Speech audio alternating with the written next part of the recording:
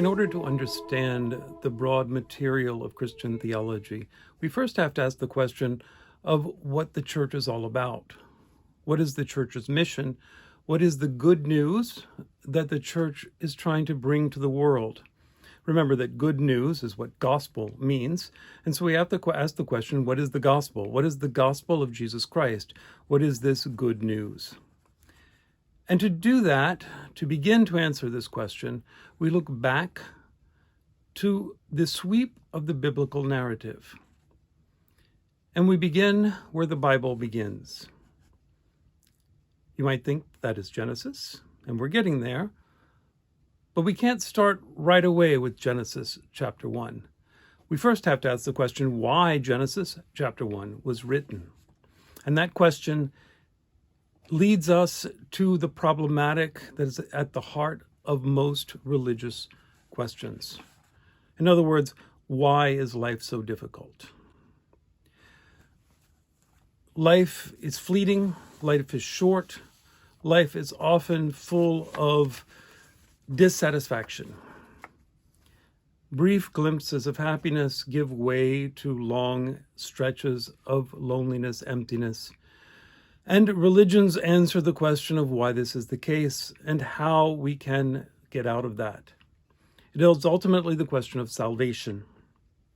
We see this echoing throughout the Old Testament. We have, for example, in the book of Ecclesiastes, things come, things go. There's nothing new under the sun. Everything is vanity. What are we to do? The Psalms talk about the shortness of our life. If we're lucky, we live 80 years, but what purpose is that? Our lives are blown away like the wind. And we turn to God to ask why.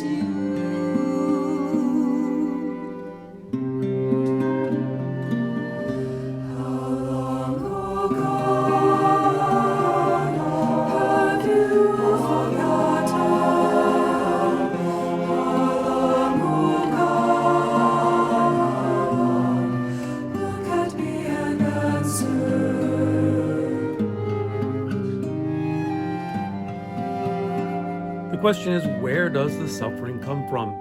And how can we be saved from that? What is this salvation that we're seeking? Unfortunately, today, when we hear the word salvation in religious contexts, we often think only of what might happen to us after death. And so the question of, are you saved, boils down to, do you have your afterlife insurance in place? But that's a limitation of the question of salvation that's echoing down through the ages. Because salvation is ultimately about not just what happens after death, but what happens now. And Christianity, like Judaism before it, gives an answer to that. It is in great contrast to other answers. Take, for example, the Greek and Roman world that Christianity was in dialogue with in its very beginnings. The answer in the Greek and Roman world was basically two to the question of salvation. The traditional religious question was answered in terms of the gods. We are born with a given fate written in the stars that we can chart out by charting out our horoscope. And we are simply one of the lower rungs on the great chain of being. Our destiny is played out before we are even alive, and the gods have great sway over us. Much of what we do in life is to try to please the gods, getting on their right side, getting the right divine patron. But ultimately, the universe is governed by fate. You can read the great classics of Greece that will show you this, both the great epic poems like the Iliad and the Odyssey, the dramas, and the other religious texts. For salvation in this context, it amounts to getting the right patron, as I said. The Greek and Roman philosophical tradition departs from that, rejecting that idea of fate and destiny and the capriciousness of the gods, to propose that we do have the means for finding happiness in life. But for the philosophical tradition, coming through Plato and beyond, the world that we know is a problem because it is simply an echo or a faint shadow of the real world that we access through our thinking. And so we achieve happiness by detaching ourselves from our bodily existence, by escaping the changing world. They propose that we need to escape the chaos of the world by moving within ourselves and becoming basically pure thought, such that all the troubles no longer matter. When Israel tells the story of the beginning of reality, it is attempting to answer that question, specifically in dialogue with their neighbors of the ancient Near East, who thought that the world came about by this drama of the gods, not unlike that of ancient Greece. When Israel says in the beginning, God said, it is charting a distinctly new path. There is nothing that God is beholden to. There is nothing alongside God. God is all there is. And this God is a good God. This God is a loving God. This God is one who creates because he wants to see beauty and happiness. So we then read the first chapter of Genesis in this way. Take a moment and listen to this poetic rendition of the first chapter of Genesis, and you can see a sense of what the meaning was in the original way in which this was told in ancient Israel. In the beginning, God created. God created the heavens and the earth. The earth was barren, with no form of life. It was under a roaring ocean covered with darkness. But the Spirit of God was moving over the water. God said, I command light to shine. And the light started shining. God looked at the light and saw that it was good. He separated light from darkness and named the light Day. and the darkness, night.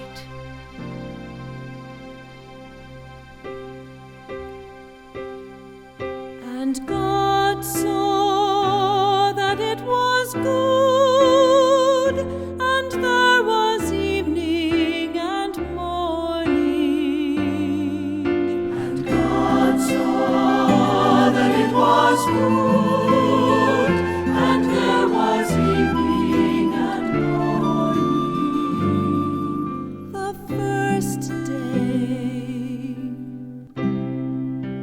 God said, I command a dome to separate the water above it from the water below it. And that's what happened. God made the dome and named it Sky. And God saw that it was good, and there was evening and morning. The second day. God said, I command the water under the sky to come together in one place, so there will be dry ground. And that's what happened. God named the dry ground land, and he named the water ocean. God looked at what he had done and saw that it was good. God said, I command the earth to produce all kinds of plants, including fruit trees and grain. And that's what happened. The earth produced all kinds of vegetation. God looked at what he had done. And God saw that it was good, and there was evening and morning. The third day. God said, I command lights to appear in the sky, and to separate day from night, and to show the time for seasons, special days, and years. I command them to shine on the earth. And that's what happened. God made two powerful lights, the brighter one to rule the day, and the other to rule the night. He also made the stars. Then God put these lights in the sky to shine on the earth, to rule day and night, and to separate light from darkness. God looked at what he had done. And God saw that it was good, and there was evening and morning. The fourth day. God said, I command the ocean to be full of living creatures, and I command birds to fly above the earth. So God made the giant sea monsters and all the living creatures that swim in the ocean. He also made every kind of bird. God looked at what he had done, and it was good. Then he gave the living creatures his blessing. He told the ocean creatures to live everywhere in the ocean, and the birds to live everywhere on earth. And God saw that it was good, and there was evening and morning. The fifth day. God said, I command the earth to give life to all kinds of tame animals, wild animals, and reptiles. And that's what happened. God made every one of them. Then he looked at what he had done, and it was good.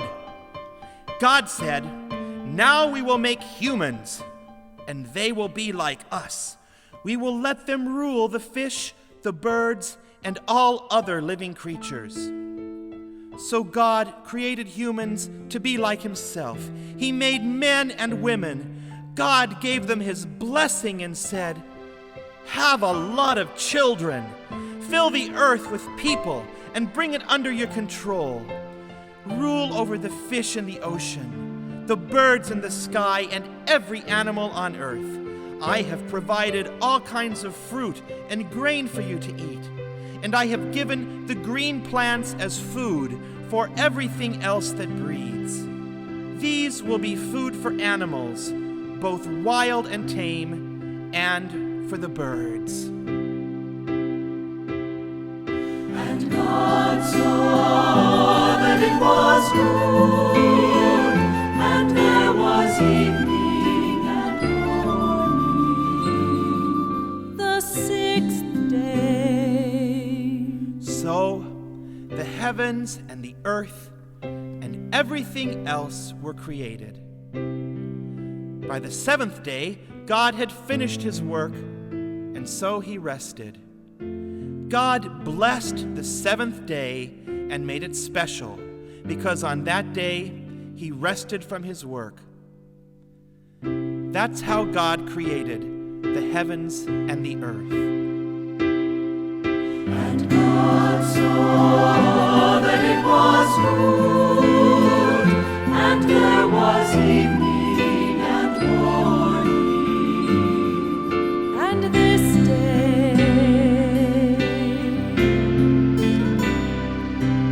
And this day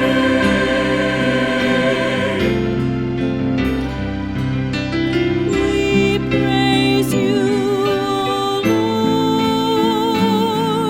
for all your works are wonderful. We praise you, O Lord,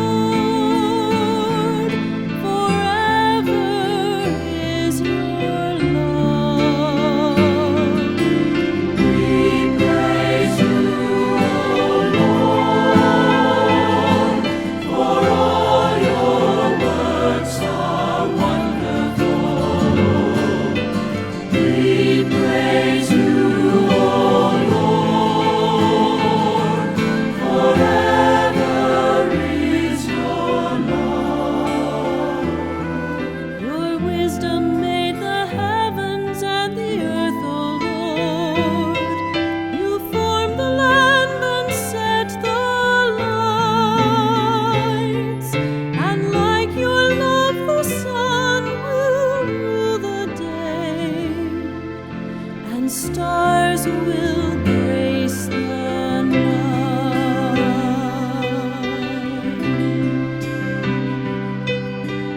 We praise you, O Lord, for all your works are wonderful.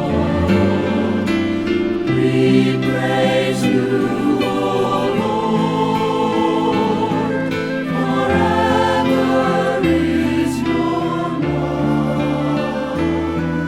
Forever is your love.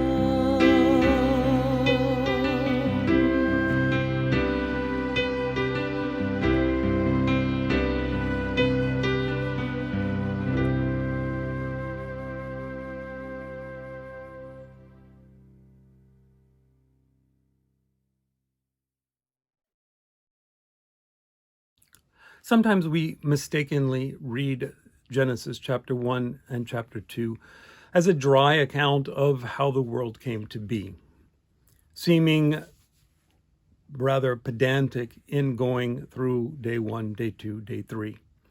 But as the musical rendition we just listened to shows, it is really a poem, a celebration. It is less about the mechanics of how things came to be and more about the glory of God manifest in the glory of the world around us. And as the song points out over and over again, we have, and God saw that it was good, and God saw that it was good. Our response is simply, we praise you, Lord, for all your works are wonderful. What this chapter of Genesis shows us is that there is nothing in the world that is unfit for humanity. We are created out of the world, we come forth from the world, and we are meant to be here in the world. And if you move on to chapter 2 of Genesis, we see humanity placed within a garden. The garden really describing what creation is like when it functions properly. It is a place where God and humanity dwell together. Earth is heaven, because we usually mean by heaven the place where God is. And for Genesis chapter 2, the place where God is here, among us, walking with us in the garden. Earth is paradise. There's nothing that we need, nothing that hurts us. That's why we sing, when we hear this reading at the Easter Vigil, we sing a Psalm 104 with the refrain, Lord, send out your Spirit and renew the face of the earth, because we know it should be wonderful. Or we sing Psalm 33 with the refrain, the earth is full of the goodness of the Lord. Because indeed, under the surface of all the difficulties, the earth is fundamentally good. The earth is fundamentally our home. The earth is fundamentally God's dwelling.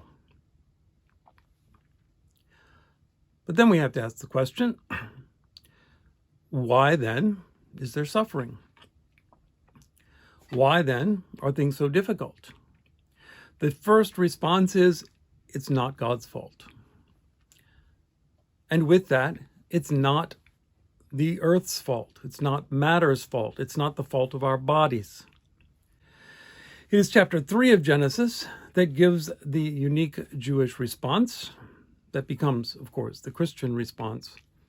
The fault is not in anything that God has done.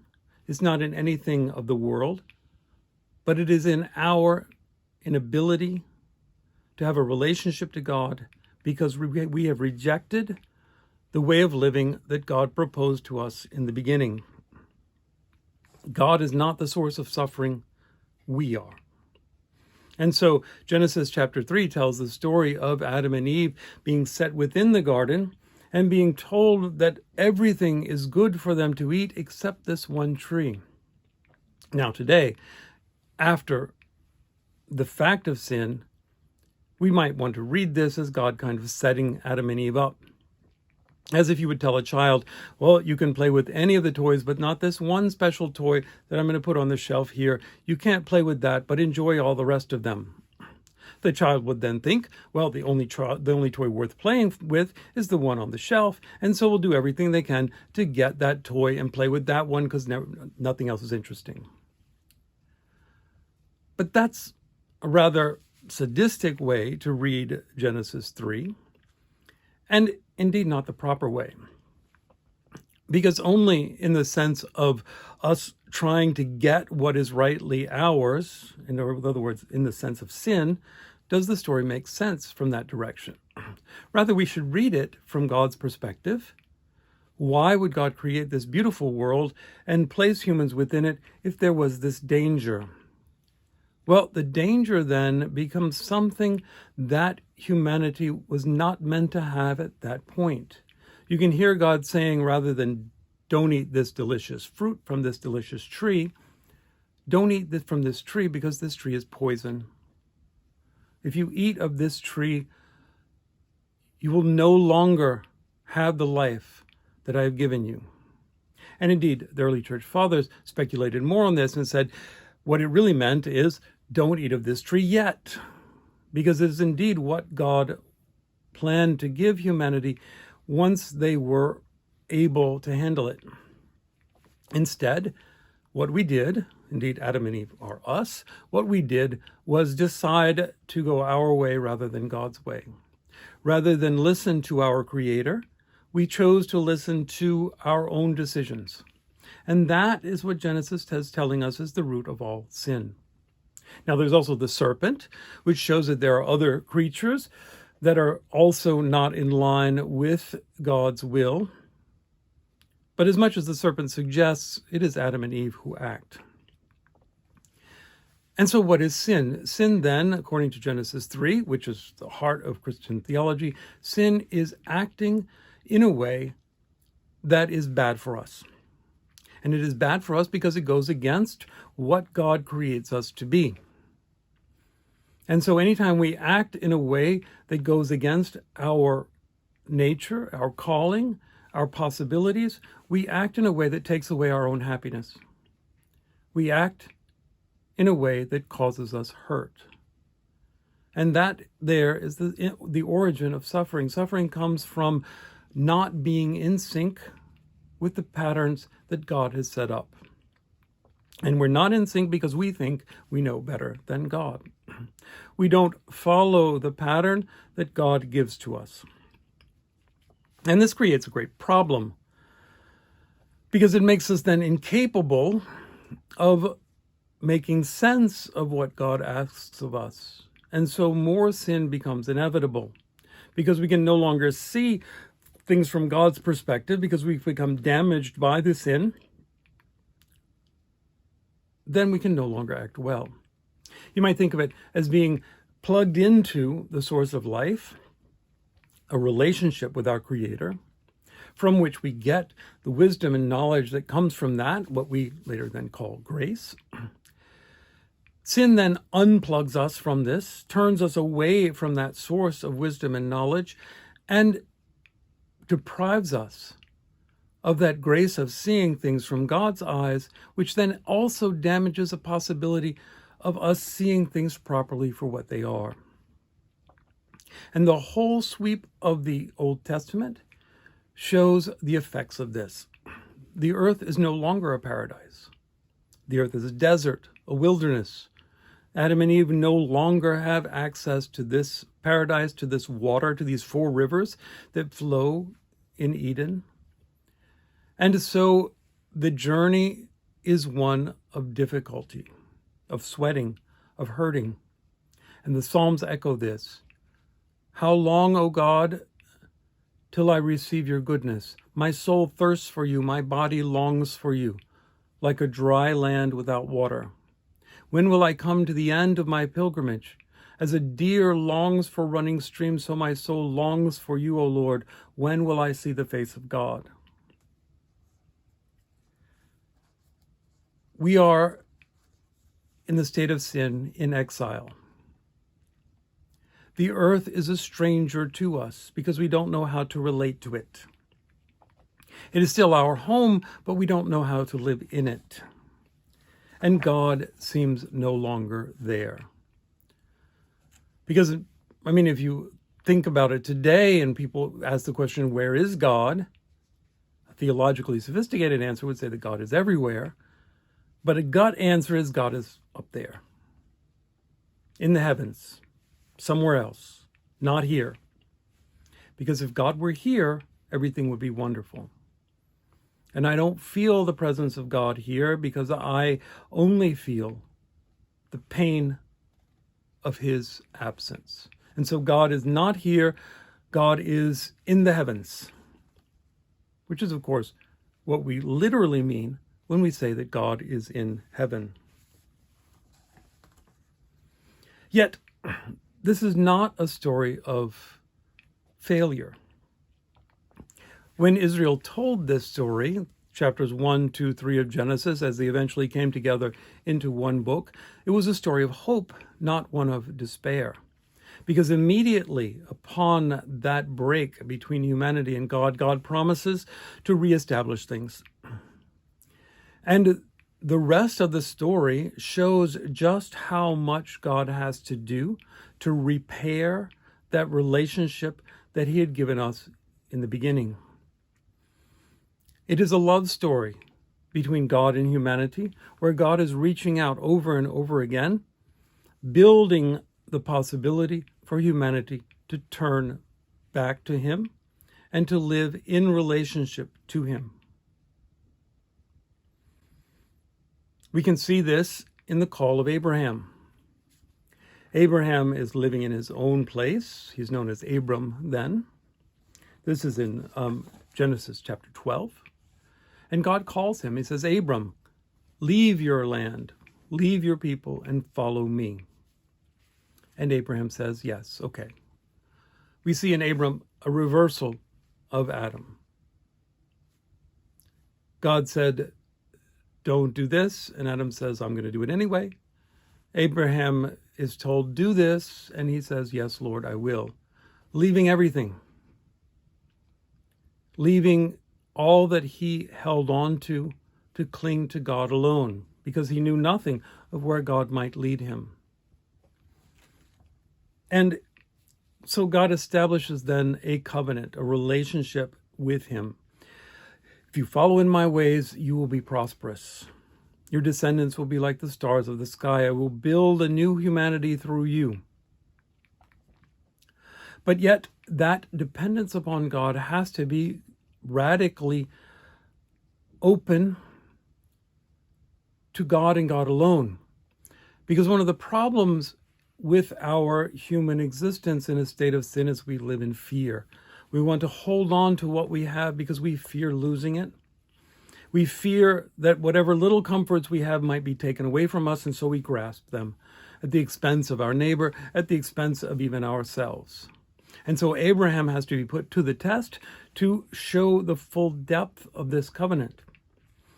Because what is he asked to do? Well, he's asked to give up the very means by which the promise is fulfilled. Because the promise is many descendants, a prosperous nation. Something that he didn't think was going to happen because he and his wife Sarah got into their old age with no children. And then he is promised by these three men that come to greet him that he will have a son, and indeed he does. Isaac. Isaac becomes the key to God's promise. And so you would expect that Abraham would cling to Isaac with everything he had. But God asks him, no, establish this covenant with me in a way that you rely on me and me alone. So he asks him to give up Isaac, to sacrifice Isaac. Now, a lot of ink has been spilled over this, how God could ask Abraham to do such an immoral act of killing his son. And that is a fruitful question in certain circumstances. But as we read the Bible as believing Christians, as believing Jews, we can't take that move, because God, of course, can never be said to be asking something immoral of us. We have to see beyond the circumstances to see that God is asking Abraham to trust in him and him alone, because indeed Isaac in the end is not sacrificed. What God is asking of Abraham is to trust him no matter what. And that seals the covenant. But the next significant element in the Old Testament is the constitution of the people of Israel out of their slavery in Egypt. Because, of course, through the actions of not Abraham, not Isaac, not Jacob, but Jacob's sons, Israel, which is Jacob, and then the people of Israel end up in Egypt, enslaved to the Egyptians. And is that event of being freed from the slavery to the Egyptians that becomes the founding moment in the constitution of the people of Israel that the Jewish people today celebrate yearly at the Feast of Passover. And here we have, again, a tale of liberation, of salvation, and of trust in God and God alone. The people of Israel have to stand ready at night, trusting that God will not afflict them with the plague the final plague that is sweeping through the land. They offer a lamb in sacrifice, and the blood of the lamb becomes the means by which they are saved. And they must trust God to leave Egypt, and God frees them by this miraculous event there at the Red Sea. And this event shows God's protection when they have no defenses whatsoever. And so let's listen now to another poetic rendition, this time of the Exodus event.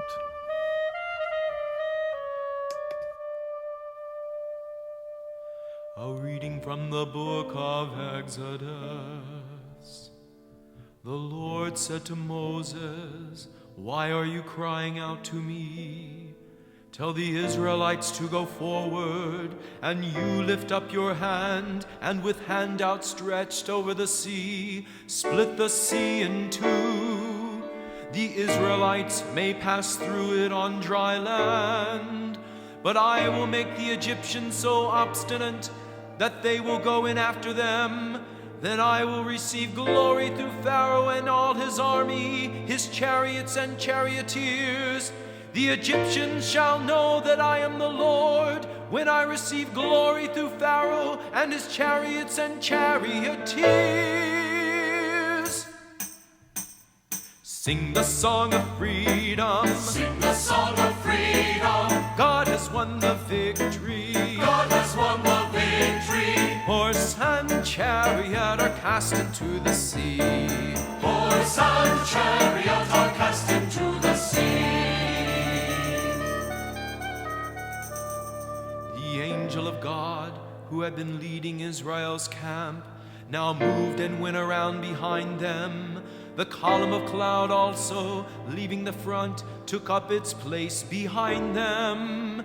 It came between the camp of the Egyptians and that of Israel. But the cloud now became dark, and thus the night passed without the rival camps coming any closer all night long. Sing the song of freedom. Sing the song of freedom. God has won the victory. God has won the victory. Horse and chariot are cast into the sea. Horse and chariot are cast into the sea.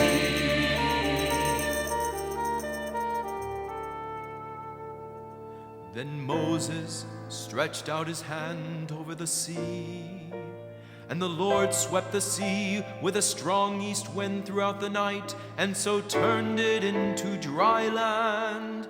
When the water was thus divided, the Israelites marched into the midst of the sea on dry land, with the water like a wall to their right and to their left.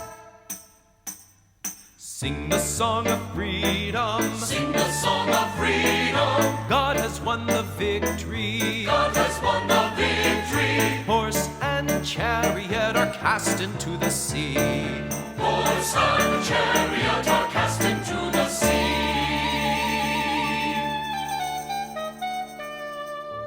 The Egyptians followed in pursuit. All Pharaoh's horses and chariots and charioteers went after them, right into the midst of the sea.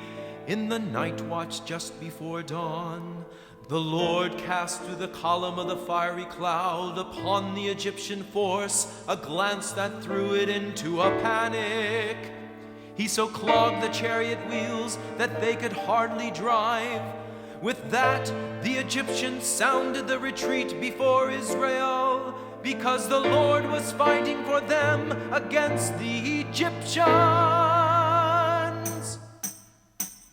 Sing the song of freedom. Sing the song of freedom. God has won the victory. God has won the victory. Horse and chariot are cast into the sea. Horse and chariot are cast into the sea. Then the Lord said to Moses, "Stretch out your hand over the sea, that the water may flow back upon the Egyptians, upon their chariots and charioteers." So Moses stretched out his hand over the sea, and at dawn the sea flowed back to its normal depth. The Egyptians were fleeing head-on toward the sea when the Lord hurled them into its midst. Sing the song of freedom. Sing the song of freedom. God has won the victory. God has won the victory. Horse and chariot are cast into the sea. Horse and chariot are cast into the sea. As the water flowed back, it covered the chariots and charioteers of Pharaoh's whole army, which had followed the Israelites into the sea. Not a single one of them escaped. But the Israelites had marched on dry land through the midst of the sea, with the water like a wall to their right and to their left. Thus the Lord saved Israel on that day from the power of the Egyptians. Sing the song of freedom. Sing the song of freedom. God has won the victory. God has won the victory. Horse and chariot are cast into the sea. Horse and chariot are cast into the sea.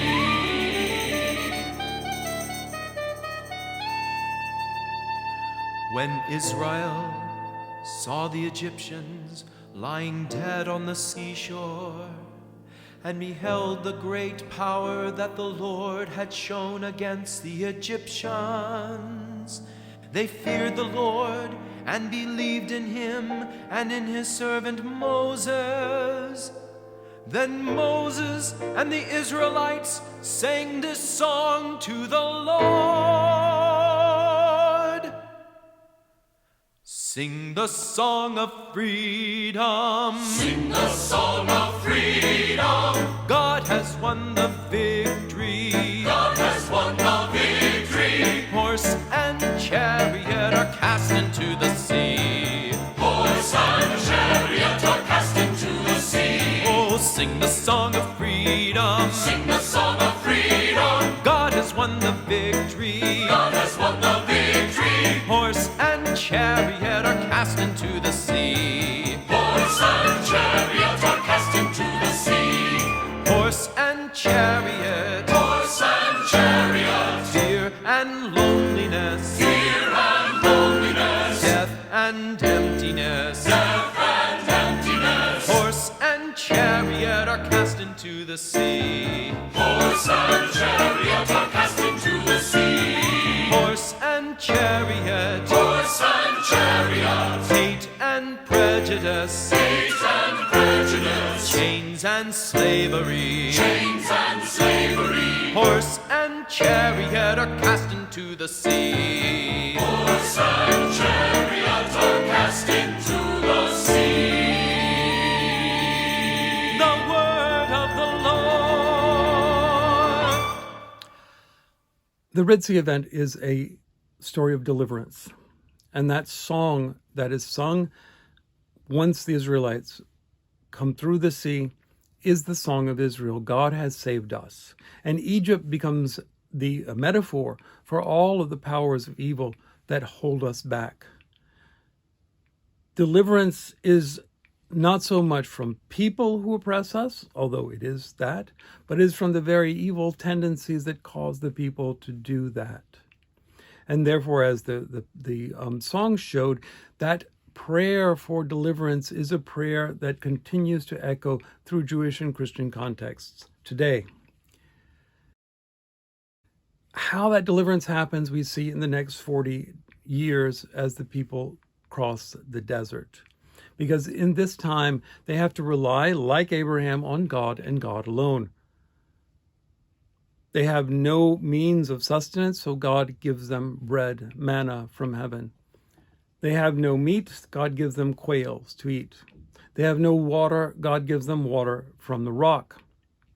And ultimately, God gives them the means by which they can live in peace, harmony, and happiness, the law.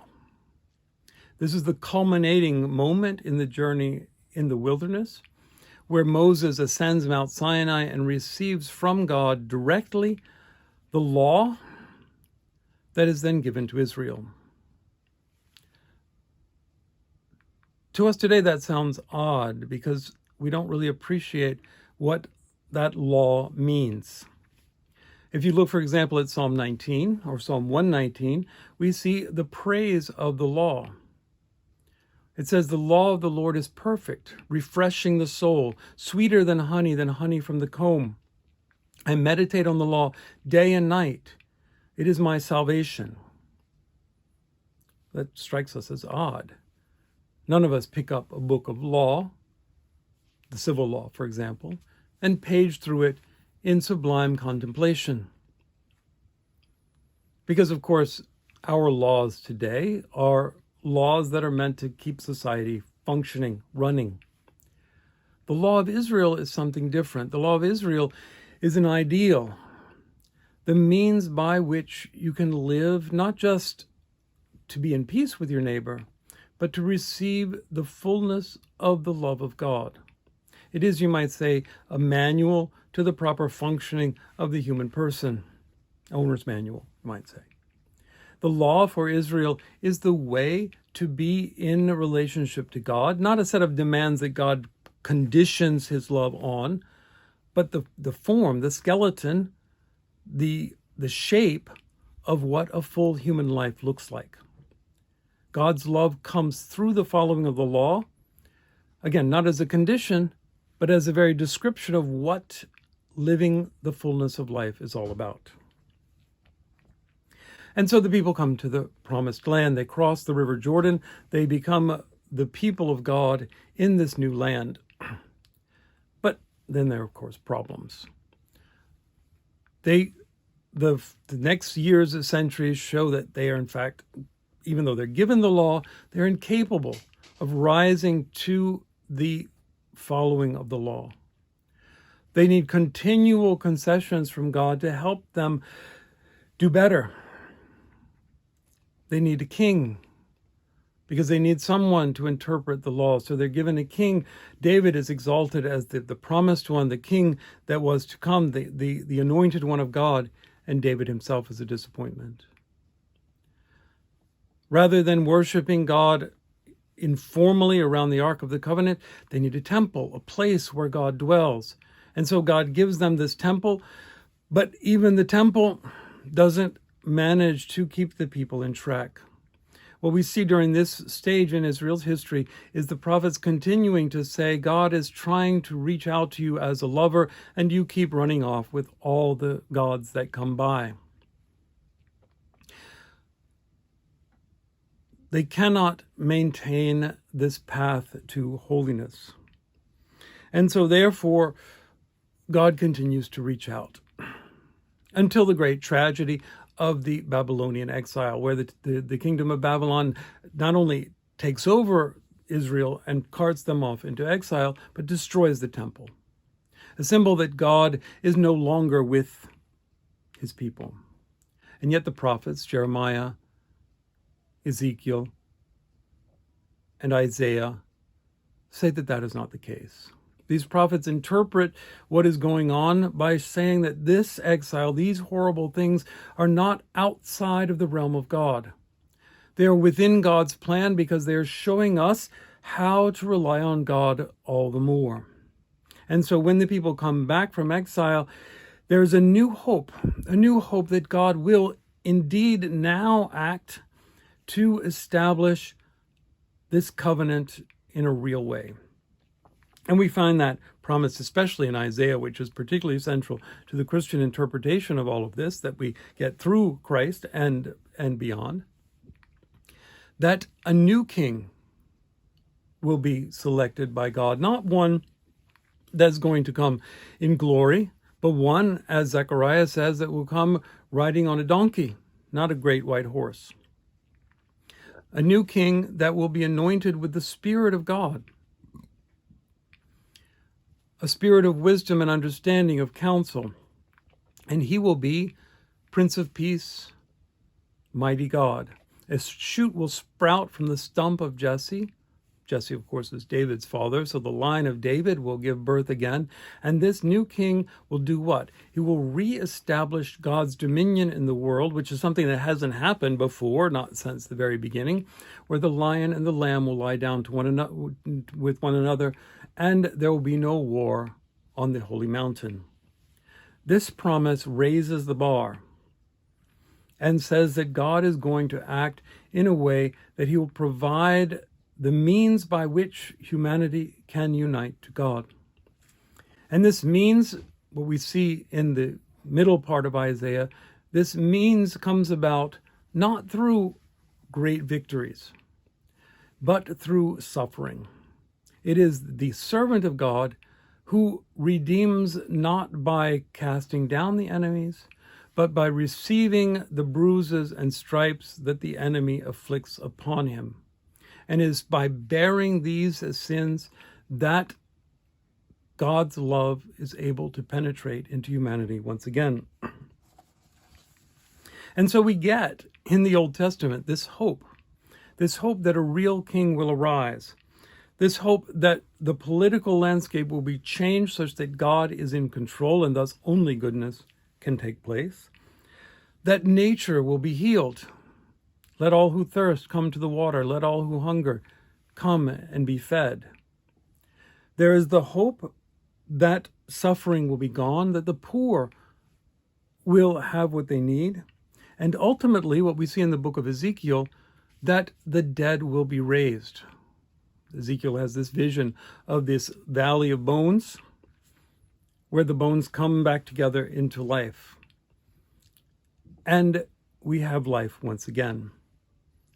And we see this in the end of the book of Isaiah, a new heaven and a new earth. Because, of course, what is always central to the biblical vision is the reconstitution of the goodness of the earth that God created. The earth is not a temporary staging ground for something else. The earth is the end point. The problem is sin, and since God is greater than sin, God can remove all of that. And so what we're looking forward to is nothing less than resurrection. Resurrection into a new bodily existence where everything will be wonderful, and all the wonderful tastes that we have of life are actually given to us. And it goes even further than that, because there are certain aspects of the Old Testament that point beyond this simple happiness and peace to a relationship to God that is not one of creature to God, but is one of lover. We see this already, I already mentioned it in terms of God trying to bring people as a lover, but we see the culmination in for example, the book, the Song of Songs. We also see it in the prophet Hosea and other elements, that God wants to establish a full loving relationship with humanity. And this will be a time when death will be no more. And the hope is in a new creation where God is one with us once again. God is bridging the gap between heaven and earth to make earth his dwelling place.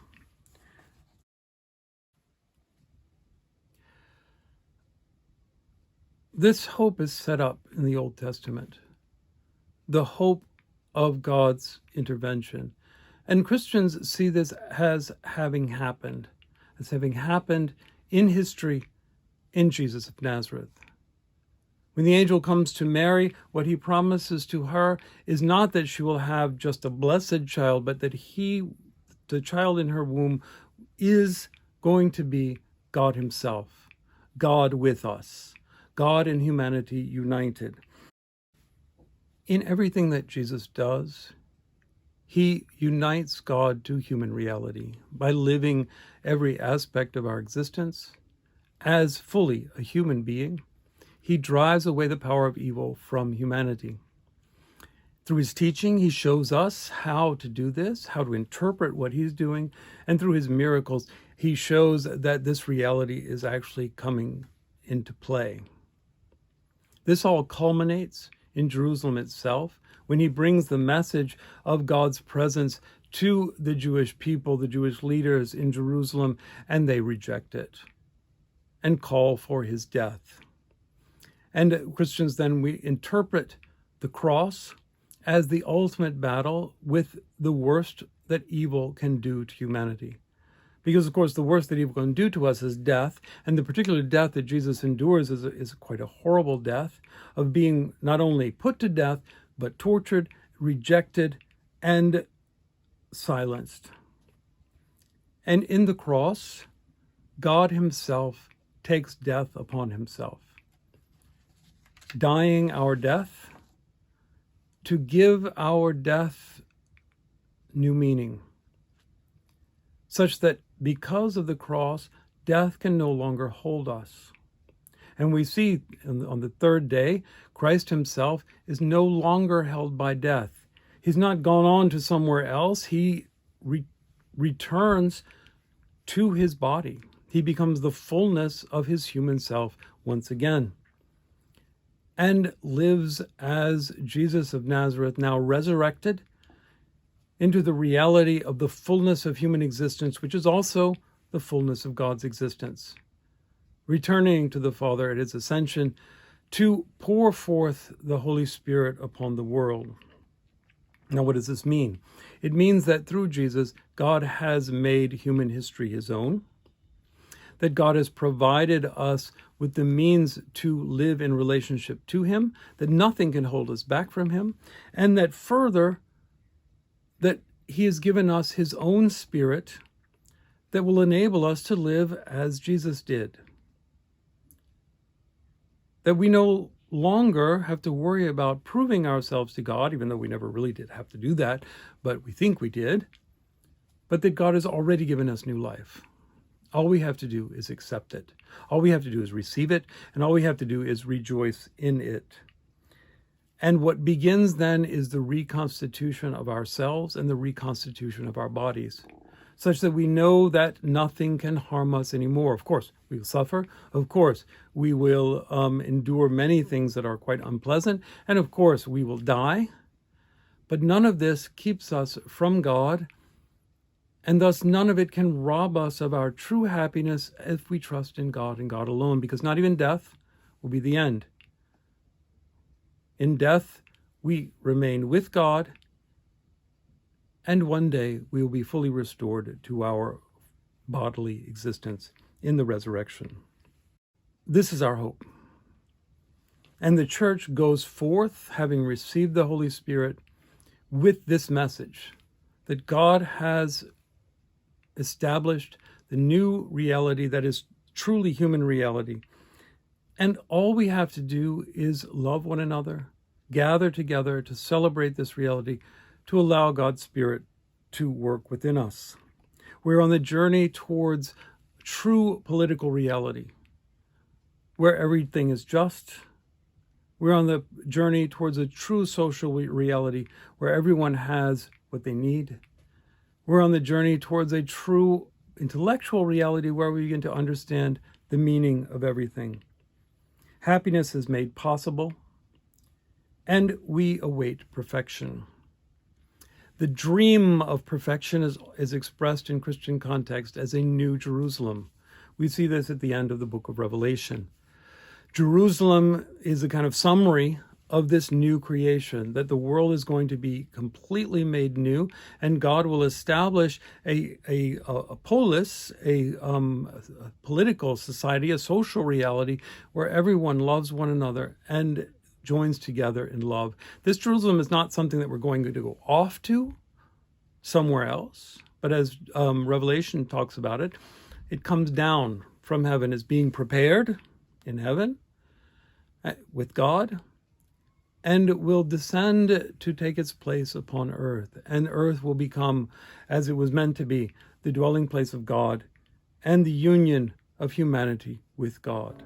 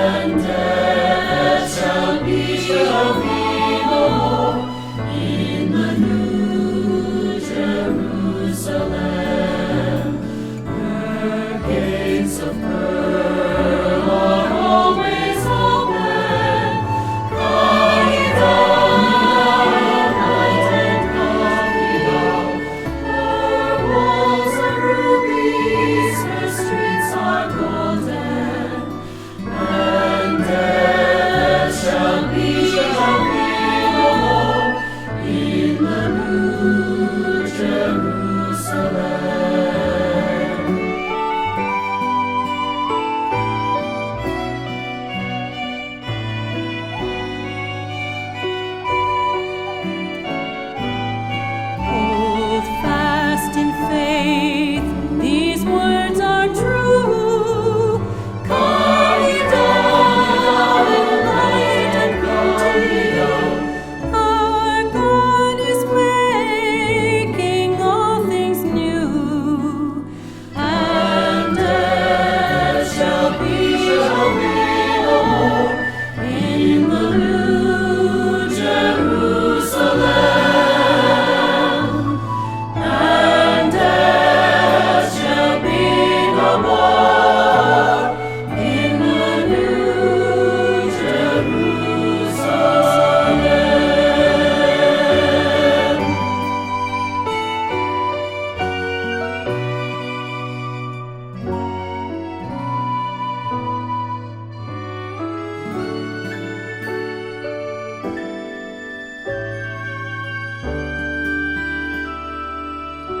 And so the question then, what is salvation?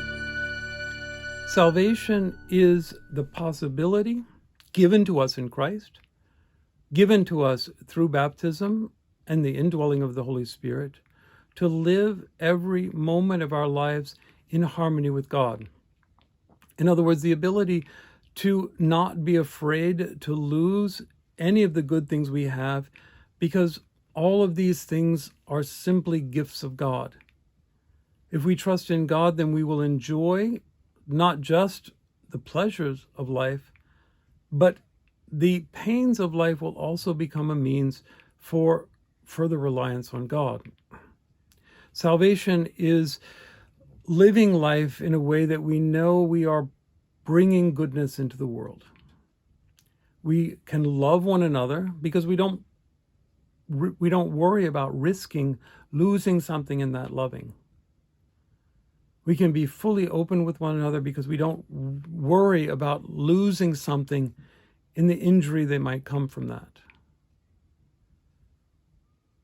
Salvation is living a passionate life where your passion is focused on God and God alone, but that passion for God alone allows you to have passionate love for every other person and every other creature that we encounter.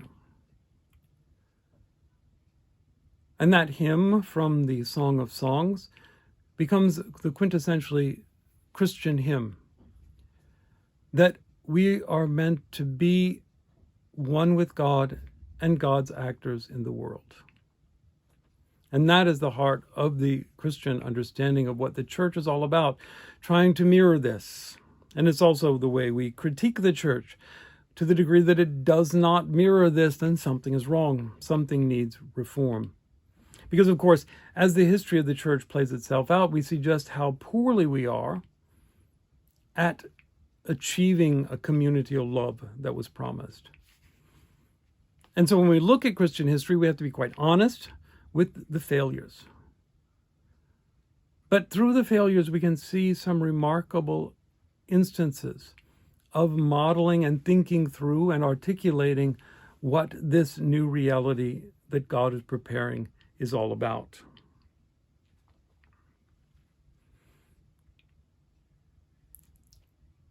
And so I leave you with this meditation on this loving relationship to God that is a paraphrase and sometimes quotation of the Song of Songs.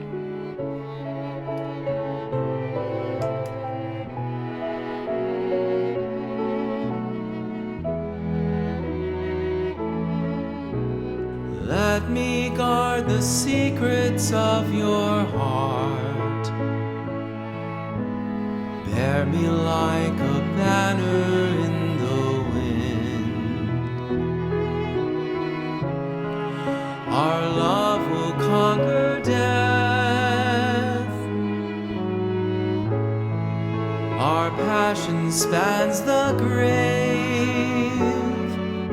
It flashes like the fire in a raging flame.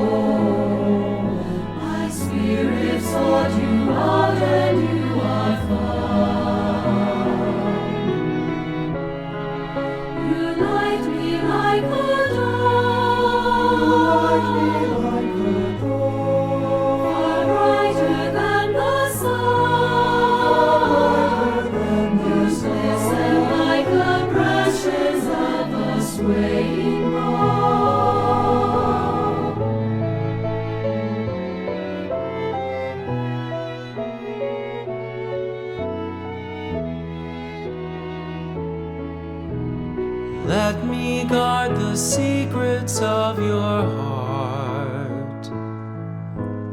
Bear me like a banner in the wind.